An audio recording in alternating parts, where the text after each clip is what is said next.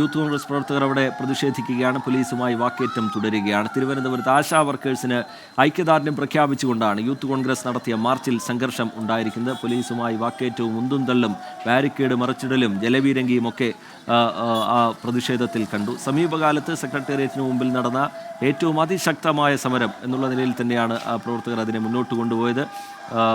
സമരഗേറ്റിൽ മാത്രമല്ല, സൗത്ത് ഗേറ്റിലും പ്രതിഷേധക്കാർ അവിടെ പോലീസുമായി വാക്കേറ്റവും സെക്രട്ടേറിയറ്റിനകത്തേക്ക് കടക്കാനുള്ള ശ്രമവും ഒക്കെ ഉണ്ടായി. സെക്രട്ടേറിയറ്റിൻ്റെ മതിൽ ചാടിക്കടന്ന് അകത്ത് കടക്കാനുള്ള ശ്രമം യൂത്ത് കോൺഗ്രസിൻ്റെ വനിതാ പ്രവർത്തകരുടെ ഭാഗത്ത് നിന്ന് ഉണ്ടായി. ഇപ്പോഴും സംഘർഷാവസ്ഥയാണ്. പോലീസ് പ്രവർത്തകരുമായി സംസാരിക്കുന്നുണ്ട്.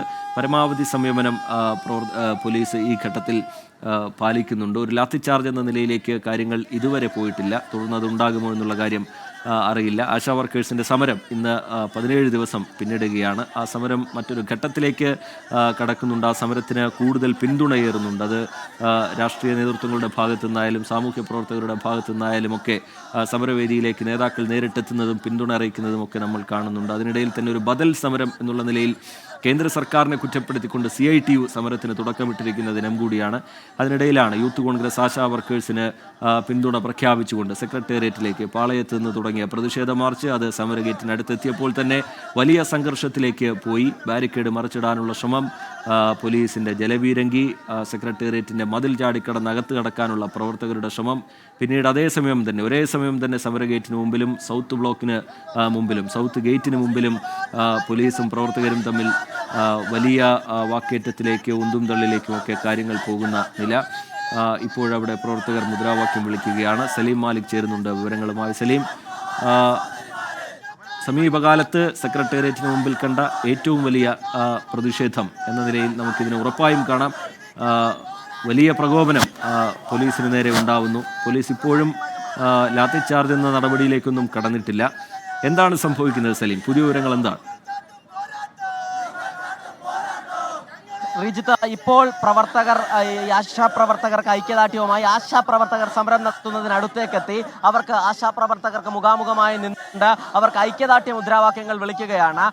വലിയ നിലയിലുള്ള സമരം, വലിയ നിലയിലുള്ള പ്രകോപനം പ്രവർത്തകരുടെ ഭാഗത്തുനിന്ന് പലതവണയുണ്ടായി. പോലീസും പ്രവർത്തകരും തമ്മിൽ പലകുറി ഒരു ഏറ്റുമുട്ടലിലേക്ക്, അതല്ലെങ്കിൽ ഉന്തും തള്ളിലേക്ക് കാര്യങ്ങൾ പോയി. പോലീസിന്റെ കയ്യിലുണ്ടായിരുന്ന ഷീൽഡുകൾ ഉൾപ്പെടെയുള്ളവ തകർത്ത് പോലീസിന് നേരെ എറിഞ്ഞു. പോലീസിന് നേരെ കസേര ഉൾപ്പെടെ പ്രവർത്തകരുടെ ഭാഗത്ത് നിന്ന് എടുത്തെറിയുന്ന ഒരു സാഹചര്യമുണ്ടായി. മാത്രമല്ല, പോലീസ് വെച്ചിരുന്ന ബാരിക്കേഡ് റോഡിന് നടുവിലേക്ക് പിടിച്ചിട്ട് തലസ്ഥാനത്തിന്റെ ഗതാഗതമാകെ താറുമാറാകുന്ന നിലയിലേക്ക് സമരം കടന്നതാണ്. പോലീസും പ്രവർത്തകരും തമ്മിൽ പലതവണ ഉന്തുന്തള്ളും ഉണ്ടായി. ബാരിക്കേഡ് ഉപയോഗിച്ചൊരു വടംവലിക്ക് സമാനമായ ഒരു ബലപരീക്ഷണം പ്രവർത്തകരും പോലീസും തമ്മിലൊക്കെ ഉണ്ടായി. പക്ഷേ ആ ഘട്ടത്തിലും പോലീസ് പ്രവർത്തകർക്ക് നേരെ ലാത്തി ചാർജ് നടത്തിയില്ല എന്നുള്ളതാണ്. അത് ഒരു നിർദ്ദേശത്തിന്റെ ഭാഗമാണോ എന്നറിയില്ല. പ്രത്യേകിച്ചും സർക്കാരിന് വലിയ വിമർശനം നേരിടേണ്ടി വരുന്ന ആശാപ്രവർത്തകർക്ക് വലിയ ഐക്യദാർഢ്യം ഉണ്ടാകുന്നൊരു സമയത്താണ് ഈ സമരം ഉണ്ടായത് എന്നുള്ളത് കൊണ്ടാവാം ഒരുപക്ഷെ ലാത്തി ചാർജ് ഉൾപ്പെടെയുള്ള വലിയ കടുത്ത നടപടികളിലേക്ക് പോലീസ് കടക്കാഞ്ഞത്. പക്ഷേ പ്രവർത്തകരെ അറസ്റ്റ് ചെയ്ത് നീക്കാനായി വാഹനം വന്നതിന് തൊട്ടു പിന്നാലെ പ്രവർത്തകർ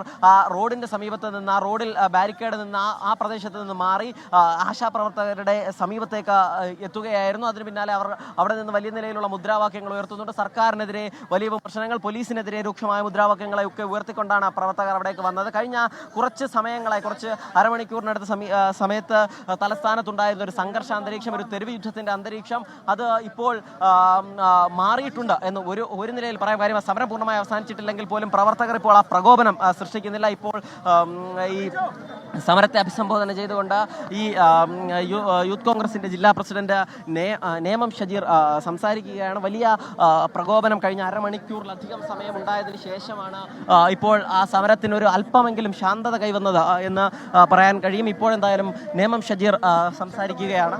യൂത്ത് കോൺഗ്രസ് മുന്നോട്ട് മാത്രം പ്രഖ്യാപിച്ചുകൊണ്ട് ഈ സമരപരിപാടി ഇവിടെ അവസാനിച്ചതായി പ്രഖ്യാപിച്ചുകൊണ്ട് നിർത്തുന്നു. നന്ദി, നമസ്കാരം. യൂത്ത് കോൺഗ്രസ്. റിജിത, കഴിഞ്ഞ അരമണിക്കൂറിലധികമായി സെക്രട്ടേറിയറ്റിലേക്ക് നടന്ന സമരം അത് അവസാനിച്ചതായി ജില്ലാ പ്രസിഡന്റ് നേമം ഷജീർ ഇപ്പോൾ പ്രഖ്യാപിച്ചിട്ടുണ്ട്. വലിയ നിലയിൽ സമരത്തിന്റെ തുടക്കം മുതൽ നമ്മൾ കാണുന്ന ചില കാഴ്ചകളുണ്ട്. അതാദ്യം ഒരു അനുനയ ശ്രമം എന്നുള്ള നിലയിലാണ്. സർക്കാരിൻ്റെ ഭാഗത്ത് നിന്ന് ആരോഗ്യമന്ത്രി നേരിട്ടെത്തിയൊരു ചർച്ച നടത്തുന്നു. അത് പരാജയപ്പെടുന്നു. സമരം കൂടുതൽ ശക്തമാകുന്നു. പിന്നീട് ഈ സമരക്കാരെ അധിക്ഷേപിച്ചുകൊണ്ട്, പരിഹസിച്ചുകൊണ്ട്, ഒരു ഘട്ടത്തിൽ തിരികെ ജോലിയിൽ പ്രവേശിക്കണമെന്നുള്ള ഒരു ഭീഷണിയുടെ സ്വഭാവത്തിലുള്ള ഒരു ഉത്തരവ് കൊണ്ട് പരിഹാസം കൊണ്ട്, തുടർച്ചയായുള്ള ആക്ഷേപങ്ങൾ കൊണ്ടൊക്കെ ഈ സമരത്തെ നേതാക്കൾ നേരിടുന്നത് നമ്മൾ കണ്ടു. ഇപ്പോൾ ആ സമരത്തിൻ്റെ മറ്റൊരു ഘട്ടത്തിലേക്ക് ഇത് കടക്കുന്ന സമയമാണ്. കൂടുതൽ പിന്തുണയേറി വരുന്ന സാഹചര്യമാണ്. ഈ സമയത്ത് അവർക്ക് ഐക്യദാർഢ്യം പ്രഖ്യാപിച്ചുകൊണ്ട് നടത്തുന്ന സമരത്തെ അടിച്ചൊതുക്കിയാൽ അത് കൂടുതൽ വിമർശനങ്ങൾക്ക് വിധേയമാവും എന്നുള്ള കാര്യം സർക്കാരിനും അറിയാം. അങ്ങനെ ഒരു ചിന്തയും ഉണ്ടാവുമല്ലോ പോലീസ് സമീപനത്തിൽ. സലീം, റിജിത്ത്, ഉറപ്പായും. കാരണം വലിയ പ്രകോപനം പ്രവർത്തകരുടെ ഭാഗത്തുനിന്ന് ഉണ്ടായിട്ടുണ്ട്. വലിയ പ്രകോപനം, പോലീസിന് നേരെ അക്രമം ഉണ്ടായിട്ടുണ്ട്. പോലീസിൻ്റെ ചില പോലീസുകാർക്ക് പരിക്കേറ്റിട്ടുണ്ട്. കാരണം ഒരു പോലീസ് ഉദ്യോഗസ്ഥൻ്റെ പാൻറ് ഉൾപ്പെടെ കീറിയിരിക്കുന്നത് ഉൾപ്പെടെ നമുക്ക് കാണാൻ കഴിയുമ്പോൾ അങ്ങനെ പ്രവർത്തകരുടെ ഭാഗത്തു നിന്ന് വലിയ പ്രകോപനം, പോലീസ് ഉദ്യോഗസ്ഥൻ്റെ കയ്യിൽ പരുക്കേറ്റതിൻ്റെ ദൃശ്യമൊക്കെ നമുക്ക് കാണാൻ കഴിയും. അങ്ങനെ പ്രകോപനം വലിയ നിലയിൽ പ്രവർത്തകരുടെ ഭാഗത്തുനിന്ന് ഉണ്ടായിട്ടുണ്ട്.